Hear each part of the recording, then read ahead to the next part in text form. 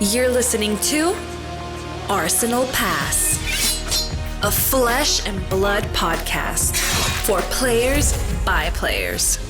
And all about strategy, leveling up, and the latest news in the world of Wraith. Welcome to Arsenal Pass. Welcome back, everyone, to episode 51 of Arsenal Pass. I'm Brendan Patrick, joined always by calling champion Hayden Dale. Hayden, how are you doing? Yeah, Brendan. Fantastic. No, I don't know. I feel pressure now every time we start an episode about how am I doing. Next week, 1 year anniversary of Arsenal Pass podcast. Let's just mix it up. Let's just not go with how are you. Let's just breeze straight past it. Maybe. I think that it's actually the portion that our listeners look forward to the most. Surely. So I hesitate taking it away. All right, so today we're going to be talking. Classic Constructors finally hit the back burner. So this week we're going to take some time to dive into Skirmish Season 4. We'll be breaking down what the meta looked like in Week 1, the decks we liked, what aspects of Blitz we're enjoying, if we are, and ultimately discussing the question on everybody's mind, which is, what is the best deck? With this being episode 51, we are also very close to our 1 year anniversary, and we have some exciting news coming up around some pretty unique and special giveaways that we're going to be doing for that. But first, let's go on. What was your week like in Flesh and Blood, Hayden? As always, how was your week in Flesh and Blood, right? Yeah, it's been a good week. Skirmish Season 4.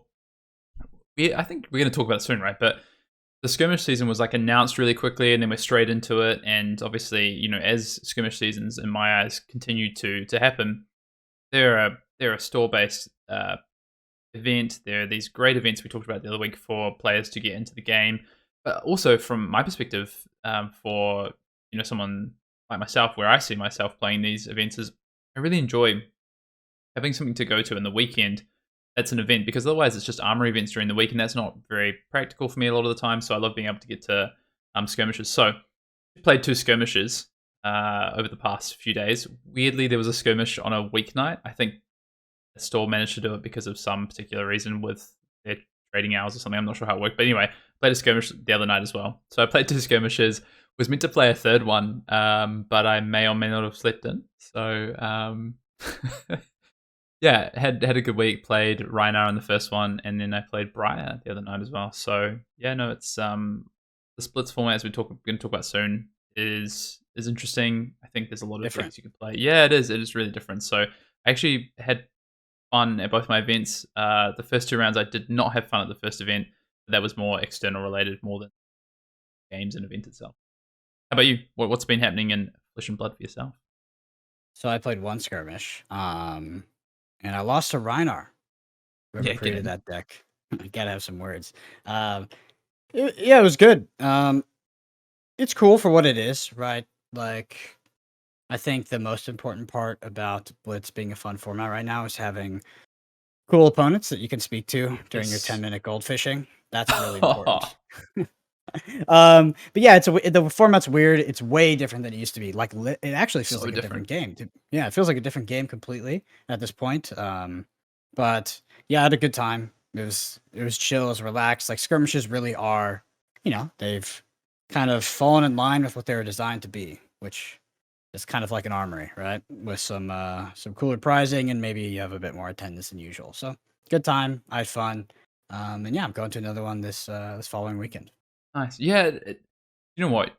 The opponents you play actually is making this skirmish to me.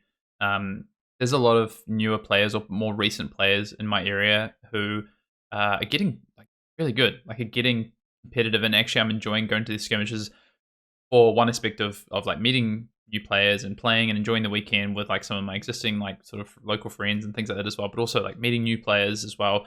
And seeing how they're developing and getting in some good games of Flesh and Blood, which is really cool. So good week in Flesh and Blood, Brendan. Good week in Flesh and Blood indeed. All right, Hayden, take us into the news this week. We've got some news for sure.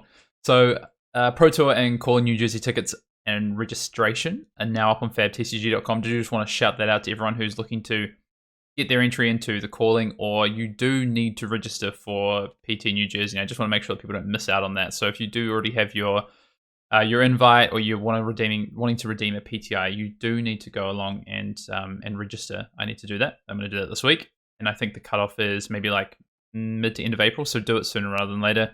Make sure you get yourself in there and register. And there's some really cool stuff with the registration through CFB. Like there's these sleeves, right? There's like Fendel Spring Tunic like sleeves. If you go into the calling, there's a few other like really cool things in there. They've shown that Yorick, the first Bard. There you go. There's your Bard, Brendan. We've seen the Bard. There he is. Yeah. A UPF hero, which is a special PT1 only promo, I believe. Did they say it's exclusive to just this PT? But I know exactly. For now, the only way you can get it is at PT1. I thought I read that it was exclusive for the PT, but obviously, if you're paying for any of the other packages, I think you get it as well. Yeah. So sorry, exclusive to that weekend is what I meant though. Exclusive to New Jersey.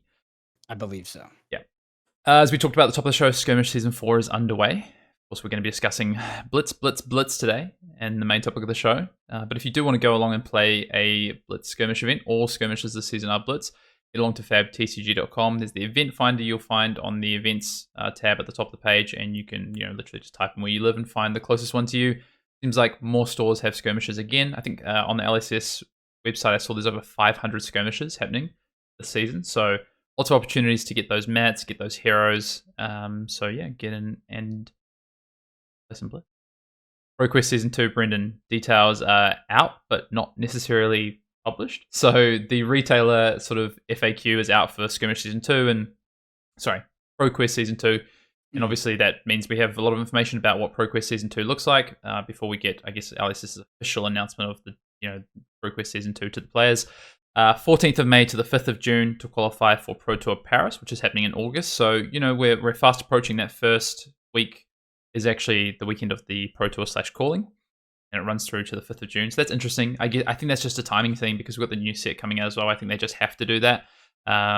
So probably a bit weird times, like during the current global climate. Yeah. So things might have been shuffled around. But yeah, you're right. The first weekend is the weekend of the New Jersey Pro Tour. I didn't see that info. Did they confirm that it was in Paris? Oh, sorry, it's in France. Okay, yeah. So it's in France. So I'm assuming just it's making either conclusions. Yeah, I'm assuming it's in Paris or it's in Lyon. Because Lovely. just because of usually how like these convention center contracts work, and because we're going through Channel Fireball, it's probably somewhere where they've held a Magic GP before. Probably, yeah, Lyon or Paris would be a good guess. I feel like they might have done one in Marseille before, but sorry, Pro Tour France. I'll stand corrected. You got me excited. I was like, I want it to be Paris over Lyon. Oui. Indeed. So 14th of May to the 5th of June to qualify for Pro Tour France. The gold foils are still there for the winner. We know about that, but there's no mats or cold foil. I'm going to ask you about this in a second, Brendan, as we move along, because people have asked me about this. Something very unique this season is these limited edition sleeves. So we know about the calling with tunic sleeves. There's also going to be limited edition sleeves for this. Something else I wanted to shout out as well was on the retailer FAQ. I just had a look through. Retailers can now, or stores can now record which heroes everyone's playing on gem. So like the reporting side. So for all of you stats geeks out there, data gatherers, stores now have that ability to submit that directly to LSS, and I'm sure they're going to have more detailed stats coming out, which is something that I think we want and need in this game. Yeah. So that's really important. Brendan, so been a bit of a I don't want to say uproar, but people are, voicing their opinions on the fact that we are no gold foil heroes or as top 8 promos for this ProQuest Season 2, and no mat for the winner. So that we had that tri-shot mat last time. Instead, we've got these unique sleeves. What do you think about this? All right. So the issue is that I think that the foundation of this question is actually a lot more complicated, which is like, how do we compensate players without, cash incentives every single time? Currently, and we talked about this in the last podcast, a lot of professional players, or at least players that play a lot of events, do somewhat offset that cost by selling promos, selling things that they win from these events outside of the cash rewards themselves. And it's been very sustainable so far. Like the promos have sold for a lot of money. It's been a great way to fund your hobby. That system probably doesn't work forever because it is sort of a Ponzi, right? You can only have so many promos before people stop caring, especially when it comes to playmats. You really saw playmats kind of go from here, and then they really went down, except for the really, really rare ones. So we've already seen that. these sort of diminishing return to the playmat field, and it's bound to happen with the promo field as well, or the promo aspect as well, I believe. That being said, I mean, sleeves. I mean, from sort of like an EV perspective, or someone that's wants to win something that they can transfer to other value that they can maybe use to play more of these. It's pretty bad, right? I mean, sleeves are not the best tradable or collectible item, I think, mostly because after use they are different than when you open them significantly, and by using them you inherently kind of destroy them a little bit. So yeah, so it's a weird system, and like you said, no heroes for the top 8, which I don't mind. I'm okay with it being completely top heavy, but I know that there is a large audience, and I totally understand that side of the equation where they want it to be, okay, bring it down to top 8, have people who didn't maybe win the event but performed well also get rewards too. But again, like, that's also hard because you're giving out more rewards, and the more rewards you give out, the less they're worth on the secondary, just inherently. Sort of a demand supply thing versus demand. But yeah, sleeves, it's cool, right? I think it's cool from it's unique from an aspect of like, here's this cool like thing that I can win, in terms of like how a lot of us viewed these pro quests before, and like what winning these prizes meant to us, and what we could do with them in terms of trading them out for future value we could use at other tournaments via selling it for cash, using it for travel, etc., etc. I don't think that's going to happen. I think this is a notable downgrade, but if they have this they have this deal with Dragon Sleeves and they want to hype it up, limited edition sleeves, whatever, right? It's still just a pro quest season. I don't really care, but yeah, it is I think strictly worse almost. Careful with your words there, Brendan. What'd I say? I don't care. I think LSS are actually in a kind of damned if they do, damned if they don't situation with these Cold Foil heroes, because what happens, right, is, okay, say they give away Cold Foil heroes again this season. We're going to give away the same Cold Foil heroes we gave away last season. These are going to continue to devalue. The market's going to continue to increase. So people who covered these and are wanting to sell them on for, like you say, for maybe some cash to go towards heading towards the ProQuest, or just trying to recoup some cost of the weekend, people wanting to travel for ProQuest, etc. That's going to be harder and harder to do, right? And so the way I'm kind of looking at it is that ProQuest Season 1 was this kind of the special thing with our first ProQuest season, and a lot of players aren't anywhere near sort of this idea of being on what might be the Pro Tour, right? Like, people are still trying to, like, everyone was playing ProQuest. Everyone, even people with multiple PTIs, were playing ProQuest because the value was really there. I think that value diminishes as we move forward. People are going to, qualify through ELO. People are going to qualify through events that happen, such as the Pro Tour, the callings. They're going to have PTIs. And honestly, the way I see the ProQuest starting to develop is to become more of this grassroots entry level to Pro Tour event.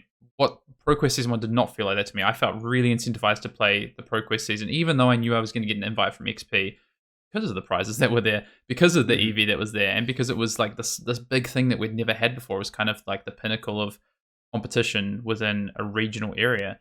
And I think that's going to start to change and develop. So I think there was no good way to evolve this from Season 1 to Season 2.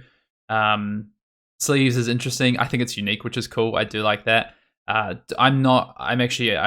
think doing away with the Cold Foil heroes, they've got to be special. Otherwise, what are we doing with them? We're just printing them to no end.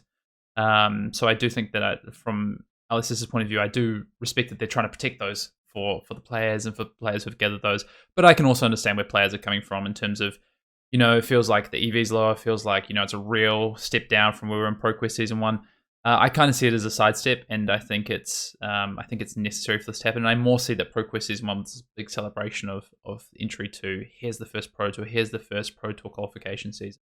And this is maybe more the norm, but there's something I want to ask you about. So I'm actually going to skip forward from the news and go to the Commander Cookout, if you don't mind. So just fire up the grill, whatever you need to do, Brendan, because the question, this question is, do you like those noises? The question is directly related to this. And I actually think this is the bigger problem, is this question right here. This comes from... oh, God. I can already see this question's a freaking grenade to answer. From Gavin Rowe. I hope I've said that right, sorry. And I Discord. Okay, guys, how do you feel about the upcoming ProQuest season? LSS did cut the Cold Foil heroes out of the prize support and added the sleeves. Not sure what the estimated value of those sleeves but I can't imagine they can compete against the Cold War heroes. Yeah, I think we've kind of did our piece on that. It feels like LSS wants the stores to step in and prize support part of Flesh and Blood as well, which I totally understand. In my country, they were asking €20 to participate, and you received 1 participation booster. Then there was also the LSS prize support for top 8. What for us as players was fine, value-wise, but now they're announcing exactly the same as last season. So if you finish second, you go home with 1 booster and 1 pack of sleeves. Very interesting, isn't it? This just doesn't do it for me anymore, and I know several other players are thinking exactly the same as I do. How do you guys feel about the role of a store in these events, and how could this impact the Fab community?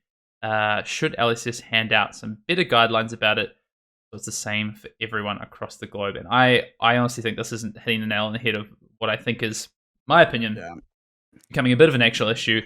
And I know Tara Kotal has been pretty outspoken about this on Twitter and about how stores are doing it. And I know, I think I saw like D-Rude say something as well. Yeah, I mean, stores have a responsibility to their players. And I think some stores, and I've heard about this, I've seen it firsthand, have been using the LSS prize support to prop up their idea of the value to players in any given event, as opposed to using the entry that they're being given for these events and putting it back towards prizes. And I know there's ProQuest, they need to compensate judges. LSS also help with that, and the compensation from LSS in terms of the prizes, or sorry, the awards they're giving to judges isn't changing. There's still the heroes, there's still the playmat. But what stores are doing, like, look at it this way, right? If you take $1,000 in entry, right, and you're putting $250 at retail back into product, and that's not right. I'll be honest, it's not right. True, but the economics of whatever that situation is and how much profit they want to make is probably, it's not really up to me or you, right? We can complain about that, and we can say they shouldn't do this or they should. It doesn't matter, really. And they have the right to take as much profit as they want. And you're going to get pissed when you hear this. I know some people are, what are you saying? No, the market is what tolerates that. You, by going to that store, and I know it's because sometimes you don't have an option. And the reason I'm going to point this out is because you think it's bad now. Oh my goodness. You are like Skirmish Season 1, I paid €50 for some events. And they were online, terribly run, almost no TO, and there was no prizes. It was terrible. Why? Crazy. Because the demand was so low, the market would take anything. People would pay anything to play any event because they wanted the XP, right? And that's what mattered. Low, you mean? Exactly. Yeah, sorry. The supply was low. The demand was through the roof. So the market took that, and it was terrible. Like I remember.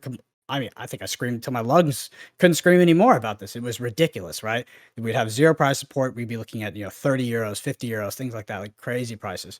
But now you're still seeing it, right? And we saw this, if you remember Monarch pre-release, it was pretty bad. And Tails a little bit less so. But yeah, I agree it's not great, but I don't think that we're going to get super far by sort of attacking specific stores. I mean, like, you should only make this much profit. Your margin should only be this. I agree. And I understand that that's it. You can do that, and I understand that seems like it's reasonable. But what you can't, ideally, the way that this sort of relationship and market self sorts is that you go to the stores that are compensating you in the way that you feel is correct, right? They're charging what you feel is a fair amount. It's a store that you want to support, right? Keyword support there. By playing there, you're supporting the store. And they give out, reasonable prizes.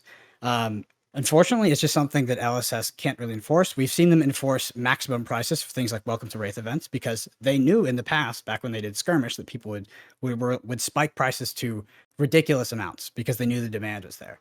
So I think that it's somewhat of a growing pains issue, where it's like as we get more stores, this will happen less and less. There'll be more competition, and we'll equalize where supply will be closer to demand. Am I happy about paying, like you said, €20 to play an event and get 1 booster? No, I'm not. But I don't think that you should be looking at, like, I don't think ProQuest have to be looked at as like, I have to get EV on this. I agree. Right? I also have to go here. Yeah, I have to go here and I have to make money, even if you get second. And I understand that feels bad. You got close, but you didn't get, and you lose money. ProQuest should be used as a way, I think, mentally as a player, as to get, it's your chance to get on the Pro Tour. And that's where, a store owner isn't going to be the one deciding how much money you get. It's laid out, it's defined by LSS, and that's where the sort of, the competition for monetary compensation comes. I think this conversation is fine, but us attacking stores for, having these models that are a bit unfair to us, I don't know if it's a battle we're really going to win. It probably leads to some collateral damage anyway, and people that don't deserve it. Yeah. So Yeah, I stores think that it's are doing the right thing, but maybe it's exactly. perceived. Yeah, I agree, and I've already seen Or that they're in happen as a well. they have or they're in an area where the overhead is more, or there's in a Exactly. bad financial situation. Whatever it is, Yep. ultimately, it's one of those things where I would probably suggest like vote with your wallet. I know you can't because not every store has ProQuest and there's not an infinite amount of them, but as best you can, right? And then also just to approach ProQuest the correct, what I think is the correct way is where it shouldn't be looked at as like an EV thing. And I know there was a lot of EV in the last ProQuest season, but moving forward, I think that ProQuests are sort of an event and a tool you can use to get onto the Pro Tour, which is where you have defined monetary sort of payouts and goals that are set in stone.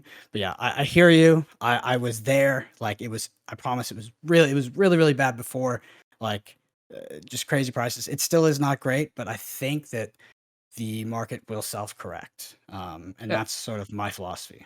Yeah, I agree. Look, I think people need to be really careful about how they talk about this and just take a step back and think about this. And I get people want to let people know that they're unhappy about the store and what they've done, and that's fine. I get it. You've got your right to complain and to let people know about it, and I think that's fine. And go for it. But also just take a step back and understand, because I think there's some stores that have been unfairly sort of looked at, and I think maybe their prize distribution was more about how, rather than the amount they had, it was like the distribution done, and there's things like that. And if you've got a problem with that, maybe let the TO know or give some feedback to the store directly.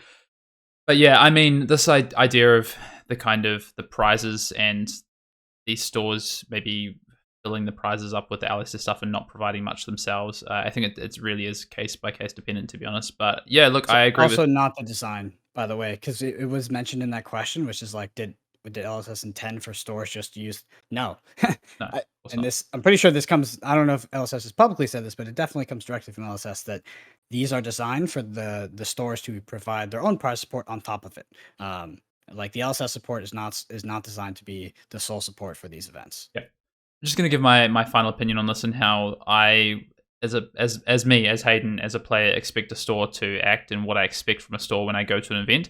And this is, you can, respect it or not, it doesn't matter. But this is just how I feel, is that if I go to an event, my general expectation is that a store will take the entry, any maybe judge costs they've used taken out, and then the rest of that at retail value goes to product to go back to prizes. That's what I would generally expect. Because these stores, in my eyes, should make the money on their markup of their product, so at retail cost. And if they can't cover their overheads with that, then I think there's more of a business thing that these stores need to look at from an overhead perspective, because this is an event. So anyway, that's just kind of my general view on it. But yeah, I definitely have seen this, and I think it's vote with your wallet. This is a very good thing, and hopefully we can do more of that in the future. And also, if you feel really like, if there's a player base that feel like from a local perspective, a store is not doing the right thing by your local community, and there are other stores in your local community doing it, give some feedback. You know what? You can send an email to LSS and let them know that as a player base, that's how you feel. Yeah. I just want to have one parting thought here, which is it's funny because Hayden, I feel like we're taking a very sort of middle ground, and actually we're probably going to get accused of being against this issue, right? Like being on the other side of the of the aisle from what the Command and Cookout question was, which is, it's funny because if I can't even quantify how many times I complained You to did, I remember, Hayden yeah. back in the early days when this was happening at what I thought was an egregious level. Like, I'm definitely on your team here, and I feel it, right? But I do think that we have seen a sort of trend in the right direction, and that's where we're heading, right? And discussion around this and bringing awareness, I think, is important. But again, like you mentioned, Hayden, and like I talked about there, collateral damage and going after the wrong people, or just maybe understanding your own ignorance. If you're not a store owner, there's maybe more that goes into that than you expect. I would give most of them the benefit of the doubt, and yeah, that's where my thoughts are. But it's just funny because I feel like I would have been the person putting this on the Command and Cookout section not too long ago. I think you're a bit kinder than I am. I wouldn't be giving necessarily benefit of the doubt, but that's fine. The other thing I would say is focus on the positive as well. Really big up these stores that are doing a great job in your community. Let people know about the good job they're doing, whether that's tweeting about it, telling friends, whatever it is. Get people that you're bringing into the game. Go to those stores. Like, that is, I think, the best thing that we can do to support the stores that are doing right by the Flesh and Blood community, because I know locally we've got a few stores that are doing an amazing job, and I'm always saying to people, hey, this is the armory that I choose to go to because I think they do right by the community as opposed to maybe XYZ store, which I don't frequent. So anyway. All right, Brendan, sorry, that took a little longer than I thought, but I thought it was a great question. And I know it's on the sort of lips of everyone right now, and I think for good reason as well. Because, just the way we go forward in this game is really important with stores and with the community aspect. Any final things to wrap up the news? Yes, we have congratulations to all those that qualified for PT1. Those invites and who's eligible went up. And as I said, go make sure you register for the event. Skirmish we already talked about. I just want to shout out the we'll go ahead and shout out the Patreon. Thank you so much to all the Arsenal Pass patrons. But want to shout out something that went up on the Arsenal Pass Patreon, which is Hayden and I did about a 50-minute breakdown of my 12th round match at the Calling Indianapolis. So yeah, if you're interested in that, if you're interested in kind of more of an analytical breakdown of one of the matches that was on coverage, we sort of go through all of my lines and as much of my opponent's lines as possible. It is up on the Patreon. And yeah, I think you'll enjoy it. We had some good feedback on it. I think we'll be doing it more. I love doing it. It's one of my favorite things. And we really got into a discussion about a play. And I love that, Brendan, you were, I critiqued one of Brendan's plays and he took it like a champ, took on that feedback. And that's what we're about, right, Brendan? That's what we're about. So, right on the chin. Just, other thing as well is I did also put up a list of sort of skirmish decks that I was liking for Blitz. Skirmish season 4, and I actually took one of those to a skirmish in the weekend and managed to pick up a W with Reiner, which as much everyone knows if you listen to the podcast how much I love Reiner, so I really enjoyed that. Those lists are up there with a bit of a blurb of why I think they're good and just to kind of why they're good right now, what cards are good, etc. So yeah, if you are a patron, check that out, and if not, it's access to all tiers. All right, Brendan, we've got a couple of things to announce before we get into the main topic of the pod and talk about Blitz. Next week is our 52nd episode, is our 1 year anniversary of Arsenal Pass. To think, Brendan, 13, 14 months ago, we just met and we discussed the idea of doing this, and now I'm stuck with you. So, I mean, it's been a it's been a good year.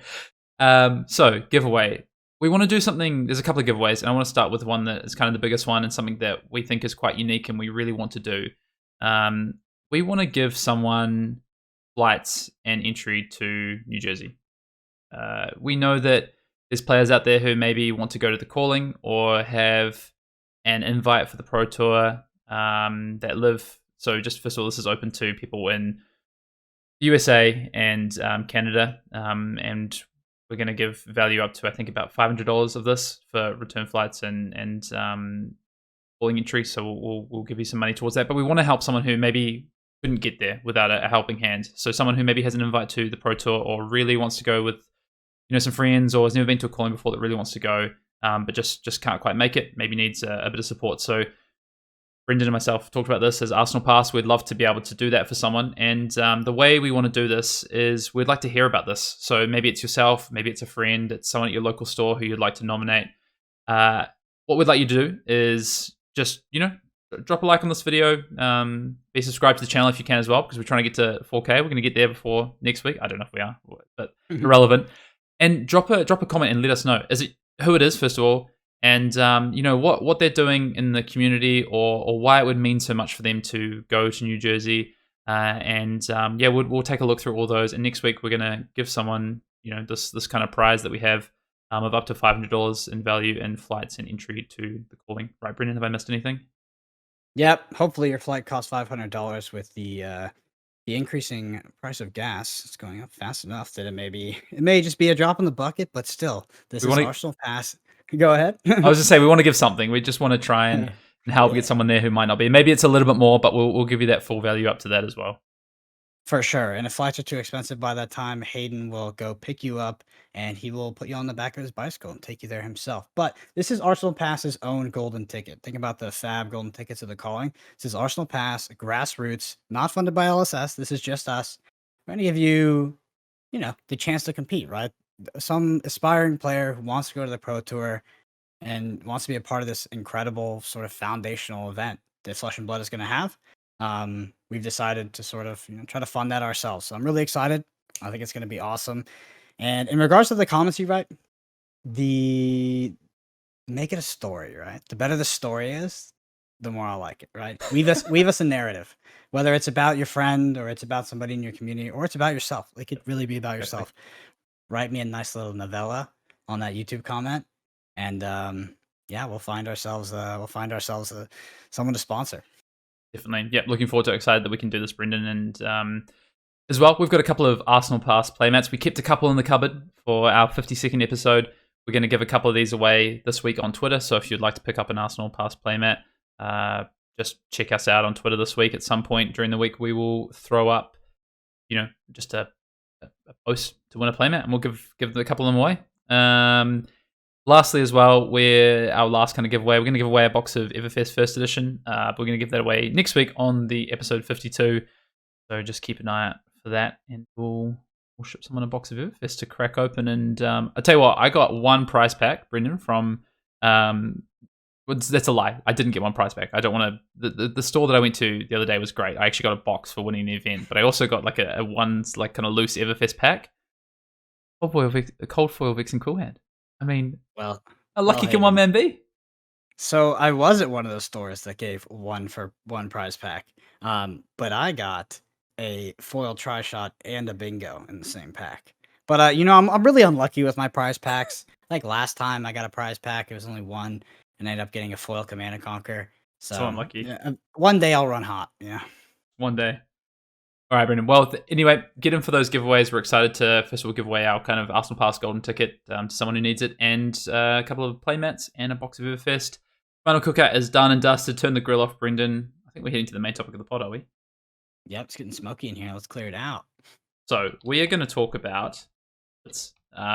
Brendan said at the top of the show, we're going to talk a bit about what we've seen so far. A lot of this is going to be anecdotal because we don't have a lot of data to go off on week one, but that's all right. You don't mind that, right? We don't mind a bit of anecdotal data. So people love it when we talk shit about their favorite class without having enough data. Data. Let's just start with a little bit of history though, Brendan. Blitz, and because for some people this might be their first skirmish season listening to Arsenal Pass, and we're now up to skirmish season 4, but skirmish season 3 was prior to Everfest. We had a really interesting skirmish season because we had draft and we had blitz, but I know there was primarily blitz events. Those draft were special events for certain stores and areas. Ira and Kano were kind of like the prevalent sort of decks in that meta still, right? Briar had a really good season as well. Chain had a strong season, especially in, I know, Asia Pacific. But it felt like Kano and Briar by the end of it kind of emerged as the top 2 decks, with Ultim really starting to play in there at the end of like skirmish season 3 prior to Everfest, I think. Is that how you kind of felt as we exited skirmish season 3 in that blitz meta? So I actually only played limited skirmishes that season, but spoiled for choice. So don't really, but I mean, a breakout of that season I think was Briar. Like the Briar deck ended up being really good. Yeah. But we saw a bit of the same, right? I think skirmish season 1, 2, and 3.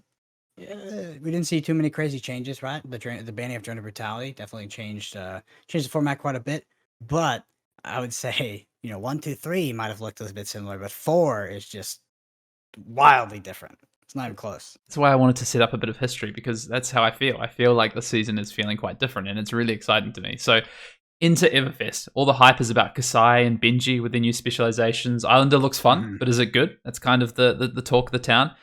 Ira's gone. Ira's like, is it a thing anymore? Kano is maybe B tier. The Aether Wildfire is like a big discussion, but then people are like, Kano, is it that good anymore? We've got Kasai, we've got Benji. Runeblade's not named Visceria, meant to be kind of just, only okay. Visceria is maybe the not so secret best deck in the format heading into Battle Hardened Leads, right? Which is kind of where we get to, right? So we have this bit of narrative heading into where people are cracking Everfest, people are thinking about Classic Constructed because Calling is coming up, ProQuest season is happening. But on the radar coming up is Blitz, and then we get Battle Hardened Leads, which happened 2 weeks ago now. Same weekend as the Calling. And we see a very interesting field emerge from that, right? So after all this kind of narrative and this talk, we see 3 Viscerais in the top 8. So I think that became, like I said, a not-so-secret secret, I guess, in terms of what was happening with Viscerai and how good that deck was. We see a Kasai in there, so the hype is real, maybe. Ultim's still there. There's a Briar, there's a Lexi, there's a Bravo, but there's like a real distinct kind of meta in there, right? A bit of a mixed bag. And then Ultim ends up being Vis in the finals, and our first kind of Blitz event of the season is won by Ultim. For sure. Hot take, Kasai's bad. Is it that hot? It's a funny. I don't think it's that hot, but it's a funny situation. It's a funny scenario. I need to make an apology to all the Arsenal Pass listeners. I think for about 50 episodes here, every time Blitz came up, I would make this remark that people complained a little bit too much. The format was more skill intensive, and a lot of people were just making excuses. Like they would just automatically write off the format without actually putting in reps and playing it. Well, going into season 4, I was wrong. Yeah, you guys are right. I'm on your team now. I understand. It's different. I can't imagine playing a freaking pro that in this blitz meta. I'm not saying it's not fun. Fun is different, but the competitive integrity, whew, it's on a different level. Interesting. I'm going to disagree. Oh God! Not because I don't think you eat those words. Not because I don't think that it's that there's aspects of like high rolling and these like really skewy kind of games happening, but I disagree with what you just said about it not being skill intensive at all. Like there's no, it sounded like I didn't say that. That's maybe the conclusion I drew from your statement. I didn't say it's not skill intensive at all. I'm understanding where people were coming from. Sure. When they say that, almost irrelevant of skill is that the competitive integrity of Blitz games is not very high, right? Like it's just kind of like, I don't know. It's hard to play efficiently to a win, where it's like I feel like I'm more drawing and playing efficiently to a win. And a lot of these decks are actually sort of very self-serving, right? They don't really play the other side of the board. They just do their thing, they go off, it's over. Okay. Yeah, I want to break this down because there's a lot of questions I want to get to about just kind of the meta in general, how we feel about what's happening right now. But let's start macro, right? About where we are right now. Like, let's talk about these things you just said. So you feel like it's, and I think the sentiment is not just shared by you, but it's like there's kind of like some gold fishing aspects happening in this format, right? Like there's a lot of, or you say there's like sides being played. So like Brendan's playing his game, Hayden's playing his game, and then someone wins the game. Is that kind of how you feel right now? To an extent, right? Obviously it depends on the matchup, but I think at least definitely the most prevalent deck is very goldfishy. The one that kind of either does, has the potential to do the 20-30 damage on turn 2, potentially even 20 damage on turn 1. I did a 20 damage 4-card hand turn 1 the other day, and it's just like, it's a little fast, right? It's good. It's not bad. It's not inherently bad when formats speed up, but when they speed up to such an extreme extent, it feels kind of weird to play anything that can't race that or disrupt it. So I think if you're not on a disruptive deck, your choices are so limited, right? We talk about Starvo constricting the constructed meta because it's, big attacks that are disruptive. But now we have Viscerai who's asking you, you need to be able to kind of either rip my hand and stop me from doing what I'm doing, or do more damage than me. And I do like the most damage I've ever seen a deck do. It's ridiculous. So I don't know where I stand. That's fair. It's week 1, right? Yeah. Like, you don't have to know. It's fair. I'll be honest though. I'll have a confession to make. I sat down at round 2 of my first skirmish and I said, I hate Blitz. I hate this format. I heard that actually. Somebody else told me. Somebody told me. Yeah. Tweeted about it. But do you know what? It actually wasn't so solely about the format. I wasn't enjoying the start of the event for some specific reason. I'm not getting into it. It's fine. But as it went along the day, what I started to realize is, to me, like a lot of the games felt like, so I played like a KO and I was like, oh, here we go. Like it felt like Brendan was just saying, it did feel to me like I was about to engage in these like goldfishy kind of games. Like that's what I was about to play. And that's kind of what it felt like it was going to be. But then the games didn't turn out that way. And I was quite surprised by it. That there was quite a bit of like strategy to my games in terms of trying to decide how I was going to play these games. Now, I will admit, they weren't necessarily strategies about like long-term, impacts. They were very short-term. They was like turns 2 to 5 maybe.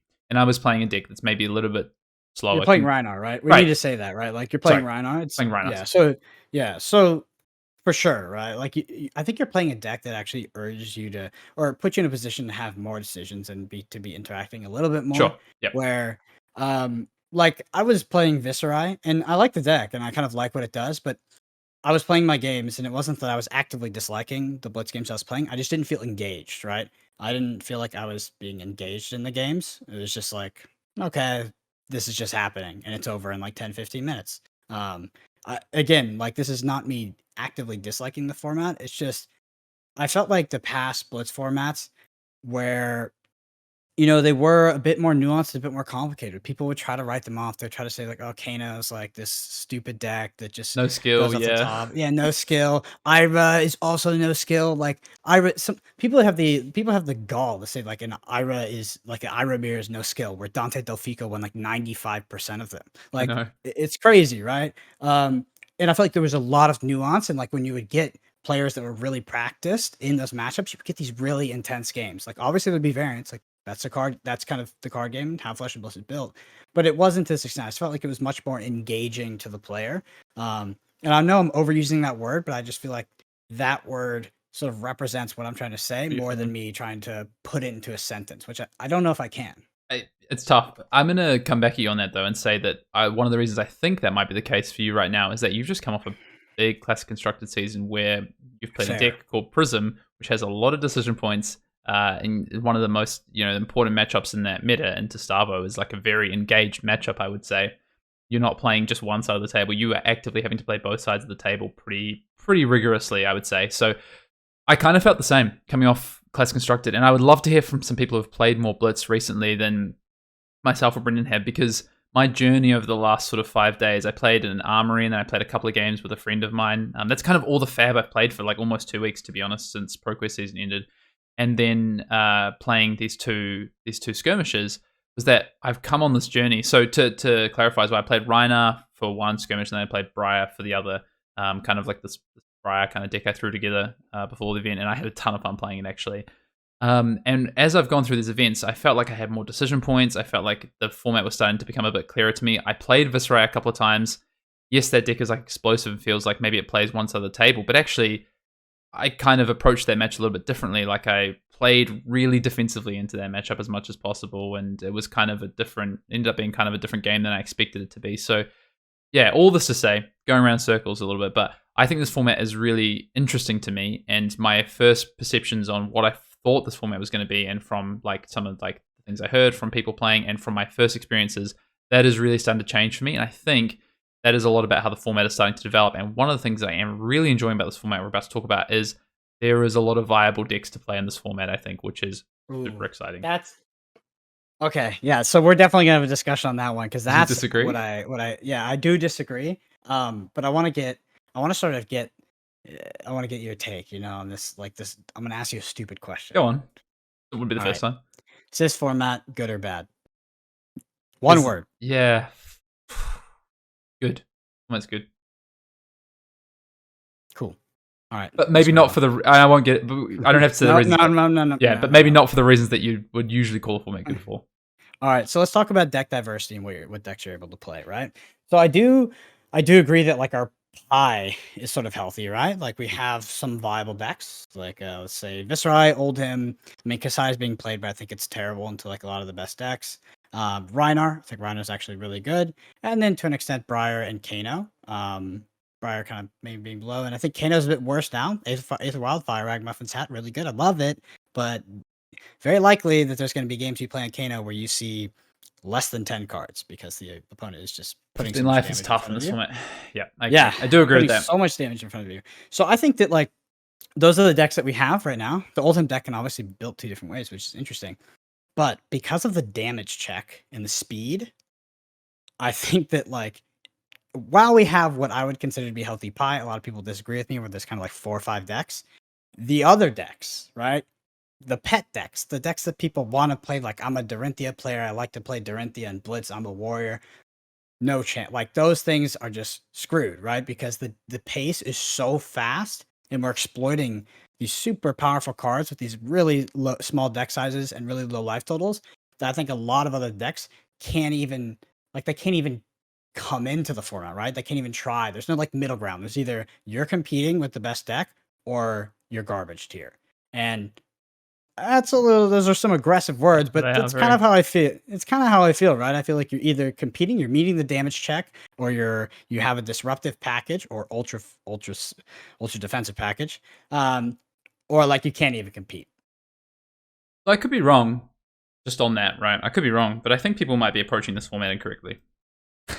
Which I think people might be just trying to approach, hey, what's the best 3 turns I could put together and kill my opponent before they kill me? And I don't actually think that having now played through and played games and tweaked some decks and stuff, I don't think that's necessarily. So you talked about this big output of damage you can do, right? Like this kind of, you're talking about Viscerai, you've got Scalada and Sonata, you've got these big damage up. You Rhino, you can intimidate and come with 22 damage. Like you've got these powerful things, right? But let's not forget that the equipment that we have access to is also a higher percentage of your starting life total than it is in Classic Constructed, and there's a lot of good defensive equipment in this format you have access to. I mean, in this game, to be honest, you also have access to defensive cards. I mean, a card like Steadfast, right, is really interesting to me in Guardians, for instance.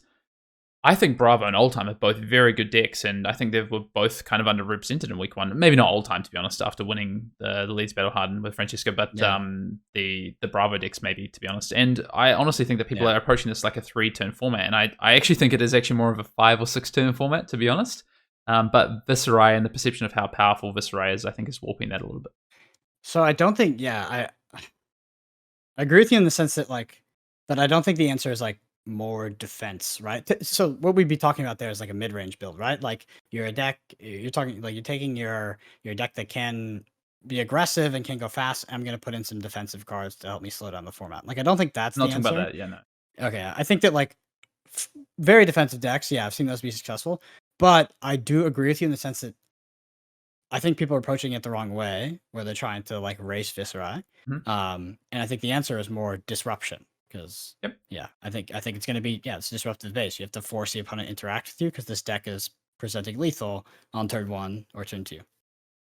Yeah, there's a wider hero base, right? So the inclination to go for a really proactive strategy is it makes 100% sense, especially in week 1. But as we start to see a meta develop, like this Briar deck that I played in my second skirmish was purposefully I decided to play this because I thought that the top 3 decks were going to be Ultim, Rhinar, and Viscerai, that people would play. And so I decided to play this with the idea of I want these cards and this configuration into those 3 heroes.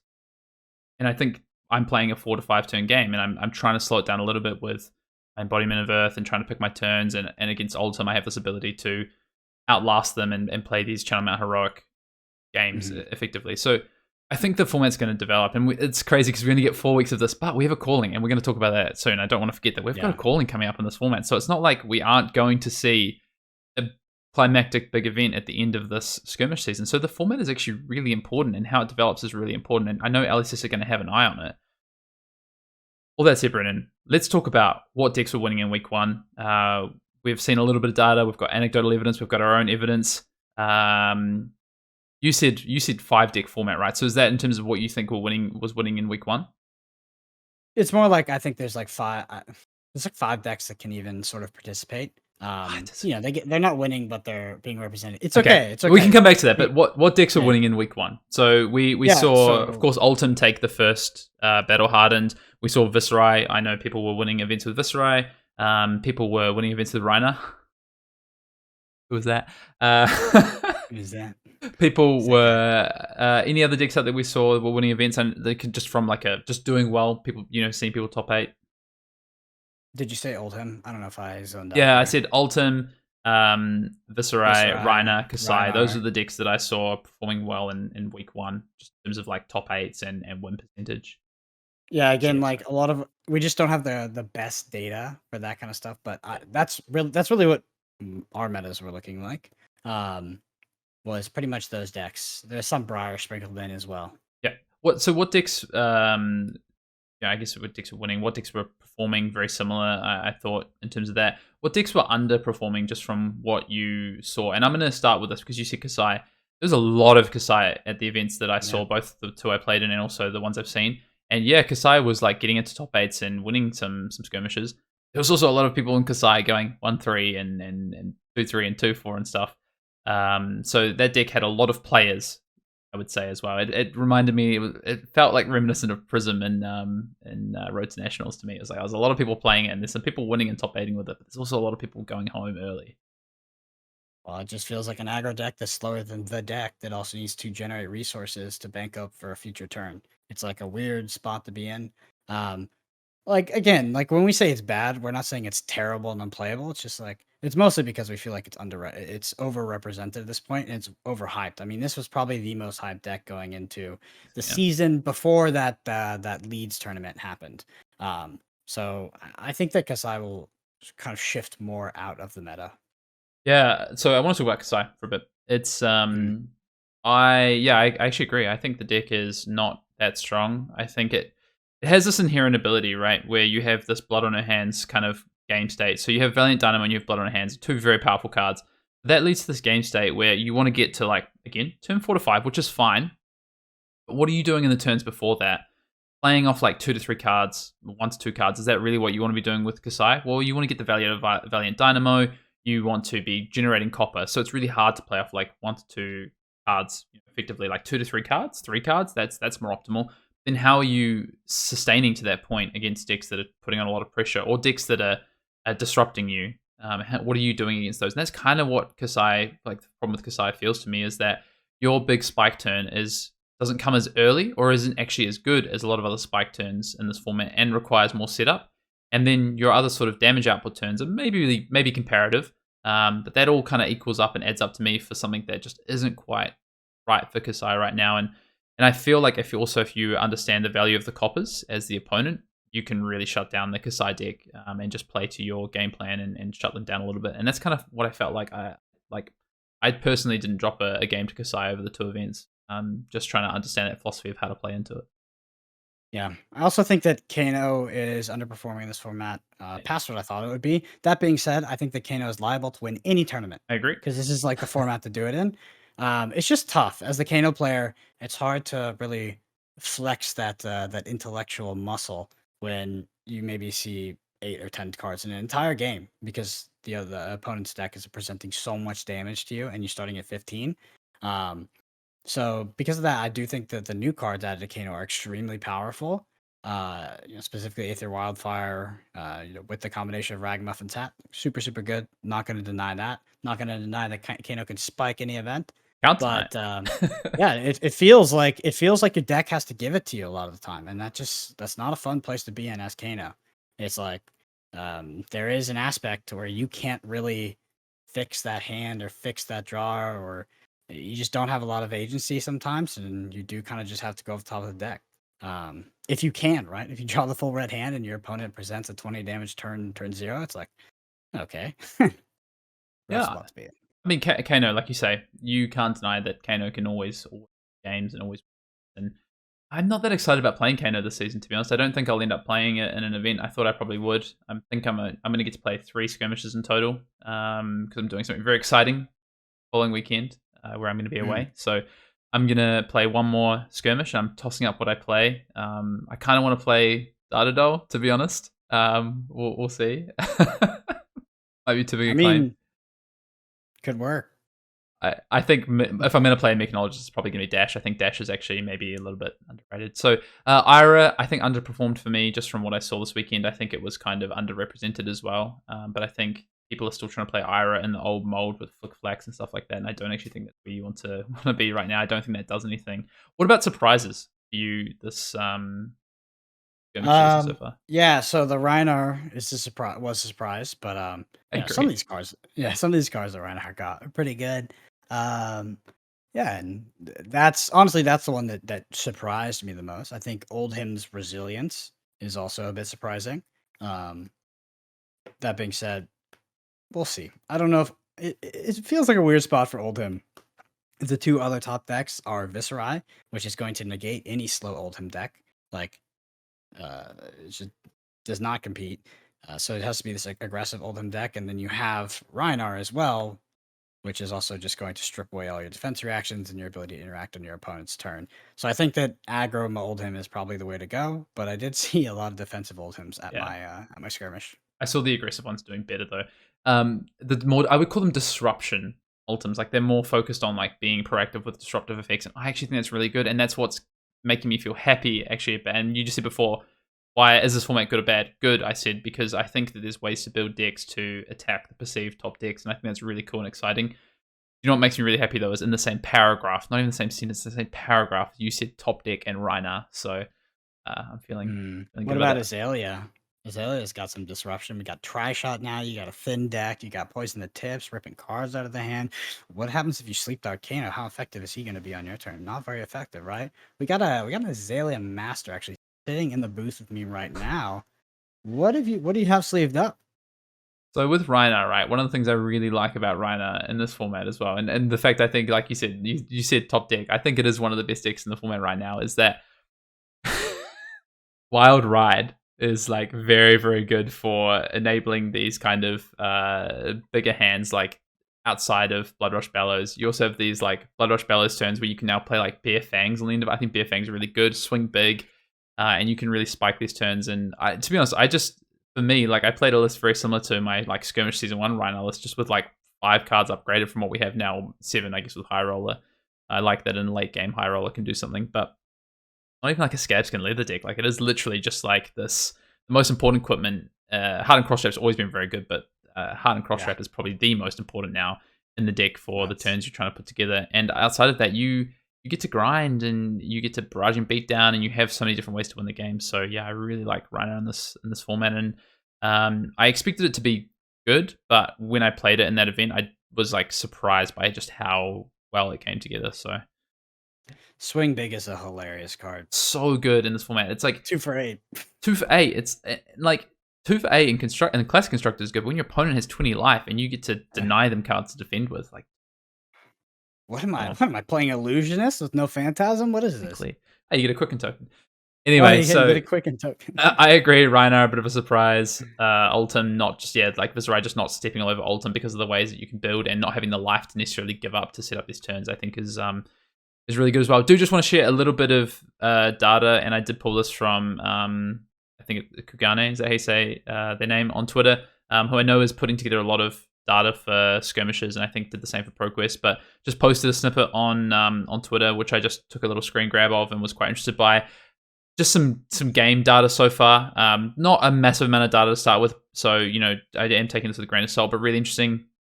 The highest win rates by hero from the data that they've put together. Kasai has a really high win rate, but 57 games, so that's not a surprise to me. But interesting. Dorinthia has a 65% win rate, so now I'm really starting to question it. Olivia, very small sample size, 62%. I think it's hard to read into these until we get into like Skirmish Season 2. But what I think is more interesting is like the total games of data, like what decks are being played, is actually really interesting to me. So there's a lot of data on Viserai, there's a lot of data on Kasai, there's a lot of data on Old Time. Those are the top 3 just from games that they have on this data sheet. So that tells me top 3 decks being played right now. Yeah, this Blitz data is pretty funny. 46.8% Viserai. That's a funny stat. At 111 games. It is I think that's the one that jumps out to me. I think it's not as good as people think. I think Viserai is very good. I'm not saying it's as good as people think. I'm saying that you should probably be winning more than 46% of your games if you're playing Viserai in this format, in my opinion. Probably. Yeah. Anyway, I did just want to share that before we moved on. So, what's with this in mind? What was kind of our experience in week 1? So we talked a little bit about the meta. I just want to know from your perspective, did you have fun? Well, Hayden, do you see my note on this section? It was unfortunately I spoiled it a little bit, but I said, yeah, do you think this meta, what do you think is important for this meta to be fun? I said, cool opponents you can talk to while you goldfish for 10 minutes. No, but I mean, I think that Blitz has really transcended to a casual format for me. I could be wrong, right? I could just be a bit more sensitive these days, a bit less resilient, a bit less innovative. But I didn't really look at it. I didn't look at it as like a hardcore competitive format before, but I thought that a lot of people sold it short. And didn't acknowledge a lot of the competitive integrity that existed in the previous Blitz formats. Now I'm pretty much fully sold down the river of, if I'm playing Blitz, it's pretty much casual. Yeah, which I think is perfectly fine. Obviously, for our European friends, they've just had a battle hardened and they're about to have a calling, so it's a little bit different for them. What do you think is, so with all this said, we just talked about a little bit of stats, some anecdotal evidence, and what we, top decks, I guess. What do you actually think is good right now? Like, what are decks that you would consider sleeving up and taking to an event if you wanted to win a Blitz calling, for instance? See, it's an interesting question because what do I think is good and what am I going to sleeve up? Or okay, I don't know if they're 2 different things. Yeah, well, I don't think it is 2 questions because I think that Reinar is both good and I don't care to defend or elaborate on his power level because I'm sleeving it up either way. I think that it's a fun deck, Very that I've always wanted to play in Blitz, and yeah, it's been quite too long since that deck has been viable at this sort of stage. So, what is the best deck? It's just really tough right now. I personally don't have enough data. Right, I've only seen one skirmish and heard anecdotal evidence outside of that. Obviously, we Yeah. saw leads. But for me, like I'm gravitating towards and I'm attracted towards Rhinar because I feel like I have a good strategy into some of these Oldhim decks that maybe is still a bit slower. I'm pretty decent in the Viscerai, and the deck does allow you to, I don't know, be creative, right? Yep.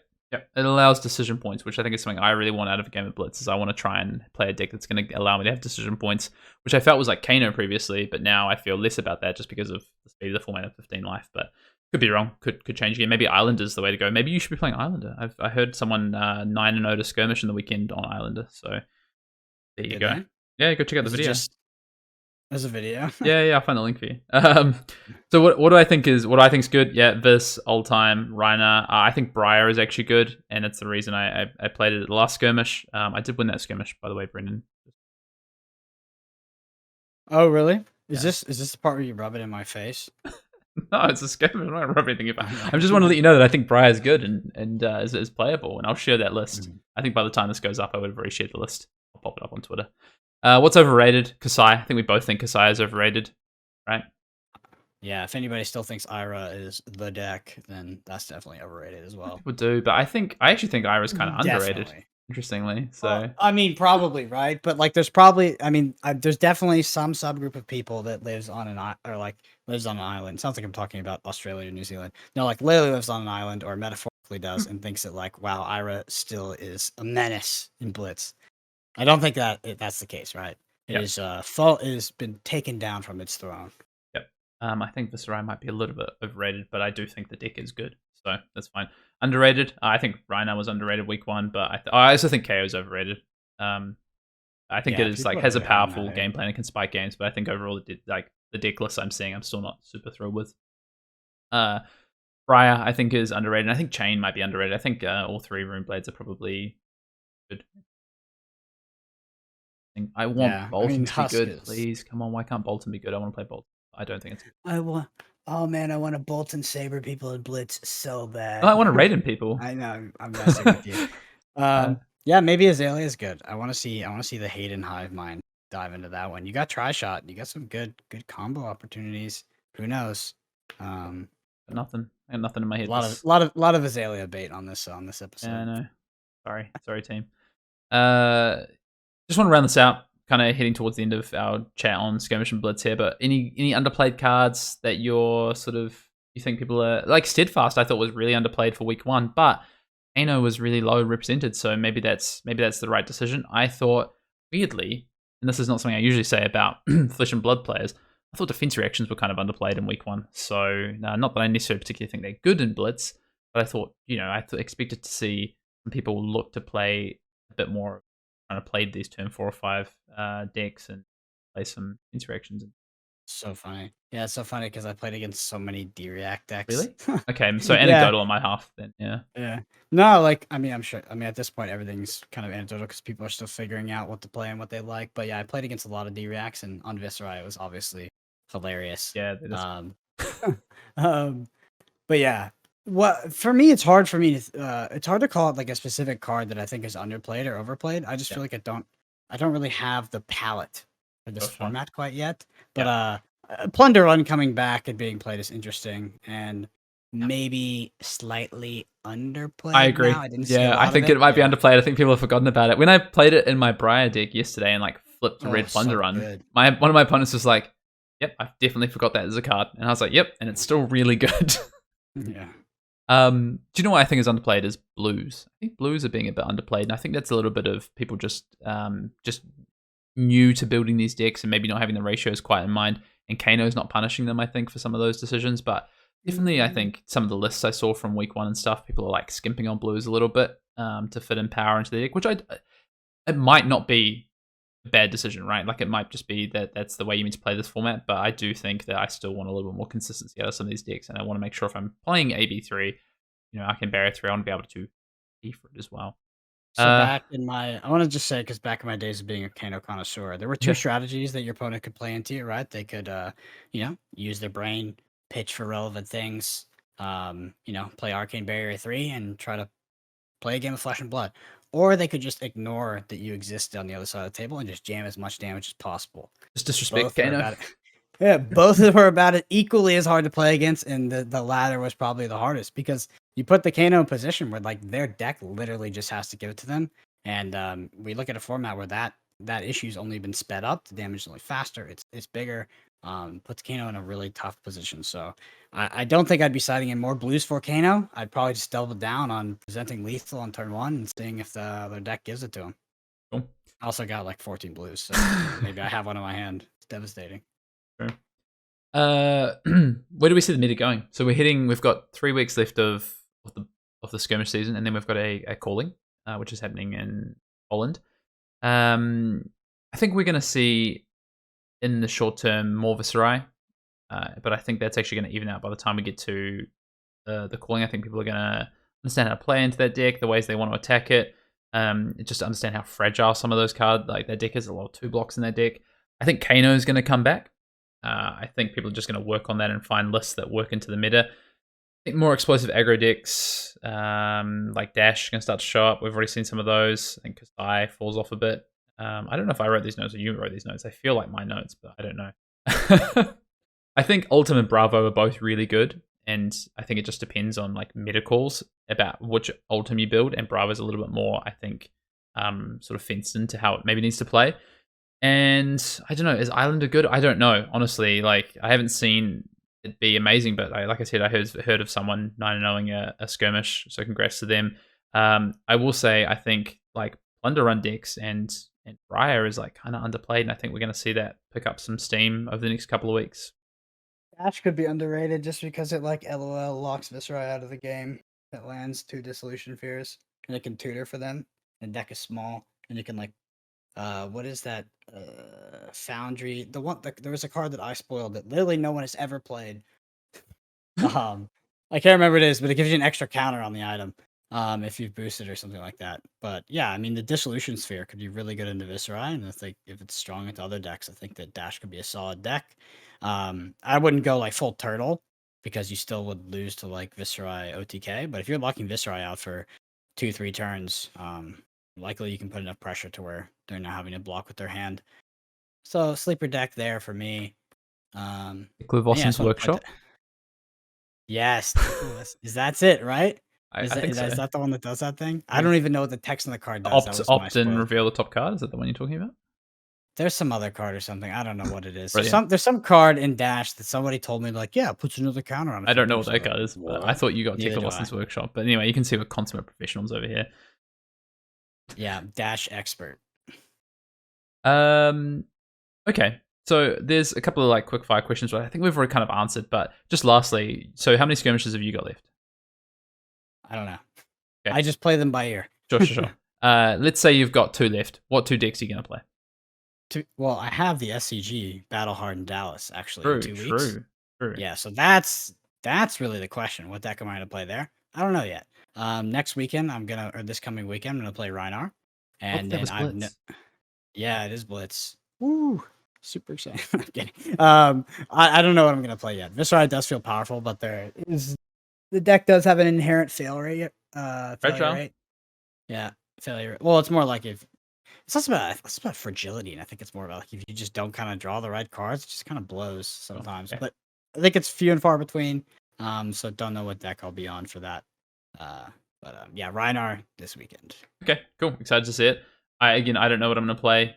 I don't know if I'm necessarily going to play one of the top decks. I might try and brew something up and play something a bit fun for the last one. But I think, yeah, I enjoyed playing Rhinar and Briar and would recommend those to people if they want to pick up a deck. I'll share the Briar deck list. The other decks I would probably recommend Oldtime and Viserai, I think. I would not recommend Kasai. Probably wouldn't recommend Ira unless it's a really like a more aggressive Ira list, I think, is where you want to be right now. Yeah. Brendan did want to ask a few questions. So you asked me, do I think Blitz is a good format? Do you think Blitz is a good format? Well, That's a loaded question, sir. just one word. You have to say, do you think that this Blitz format is a good format? Yeah, this current Blitz format. No. Okay, that's fine. We've talked about it. I say yes, you say no. It's fine. Was Everfest positive or negative for Blitz? Negative. Okay. What do you think the role of skirmishes are now? They're armories that give XP, right? And you can maybe get some prizes along the way too. I don't know. It's weird. I'm trying to figure it out. One thing I wanna put on top of that, which I may have just literally forgot about. What was the second question you asked me, Hayden? Sorry, I'm having a brain Just it was fart. Everfest positive or negative for Blitz? Yes. How funny is it how much design went into Everfest for Blitz, and most of that design is irrelevant, So right? Like that's hilarious. Like we decide to make a significant portion of our supplementary set be Blitz related, and it's just overshadowed by other cards, right? Like, and those cards that are good in Blitz are actually just the few cards that are good in Classic Constructed as well. Like all this like cute design that we did, with like the merchant. I don't know. Again, week 1 could change, but it's just kind of funny. I UPF though, thought that's this was UPF. yeah UPF. I forgot. Oof. But yeah, some people love UPF. I'm not gonna say anything because I'm inherently flawed as a human being because I don't enjoy it. I think it's kind of undecided because I think we could see a lot of things change. I think some of the amulets are being maybe a little bit underrepresented, to be honest, even though I don't necessarily think they're great cards. I think I'm undecided on whether Everfest is positive or negative because I think there's so many spins you could take on it. What I think the role of skirmishes right now is I think they're great tools for building communities across stores for stores to run events and get players from a wider sort of base of the community to come in, see what they do, join the community. So many people I talked to over the past week of playing these 2 skirmishes. First big event, right? This is their first big event, and that's super, super awesome, and I love seeing that. So I think this gateway of skirmish is what it should be. It's a chance to have players who want to maybe step up from like the armory level to play a little bit more of this kind of, there's a bit more structure, there's Swiss rounds into top cut. You get you get good players come in from, outside of your store because incentive to come in, and that's a really good thing for these players. So yeah, I see it as kind of like this gateway thing, and I think that's what it is, and I hope that's what it continues to be. I think it's a really good piece for that, and they're fun. So I'm just thinking this thought that is just making me giggle the whole time, which is the Blitz introductory experience. You're playing a game.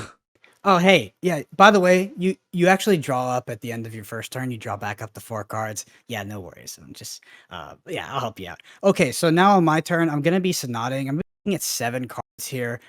Okay, there's going to be 4 that come to my hand. Okay, there's 10 rune chance here. I'm going to instant speed activate my boots. I'm going to gain 2 action points here. I'm going to rattle bones this card back out of my graveyard. And, yeah, it's 30 damage. Yeah. Well, good game. all right, Brendan. You're laughing. I was like wondering where he was. I was like, did he? I was too busy laughing. All right. I think we've talked enough about Blitz in the skirmish season. I am excited to play my last skirmish. It sounds like you actually, all things considered, are looking forward to going and playing. That's fun. Playing these events. Anything? Google review, Brendan. Google review before we sign off. But Brendan reviews. Sure. So let's first talk about how you submit a review to Arsenal Pass and get featured. So we actually are using this website called Rate My Podcast. So if you go to https://ratethispodcast.com/Arsenal Pass, you'll be prompted with a set of links that will let you review us wherever you want to. And that's basically the best way to do it. And it's been working out great. So we pick out the funny reviews and the good reviews. And we got one here. Leave the bad ones, eh? Yeah. The bad ones, they don't quite make it. So we got one from Stone the Crow 01, 5-star rating. Oof, thank you very much. He says, rate my podcast, more like Wraith my podcast. Am I right? Well, yeah. That's like the Command Cookout section. I like that play on where it says Arsenal Pass is the best Flesh and Blood podcast out there. Hayden and Brendan are a freight train from hell, giving you all the Flesh and Blood info you can handle. They cause Session Blood to flee to Legend Story Studios. They write Tall Timmy's jokes, script Tarek Patel's plays, and give Matt Rogers the deets on what the meta is up to when he's getting ready to choose the deck for the season. Cannot recommend this podcast enough for those looking to improve their Flesh and Blood gameplay. And until next time, I'll see you in the next review. Brilliant. Dude, Love it. that end got me. That was a good one.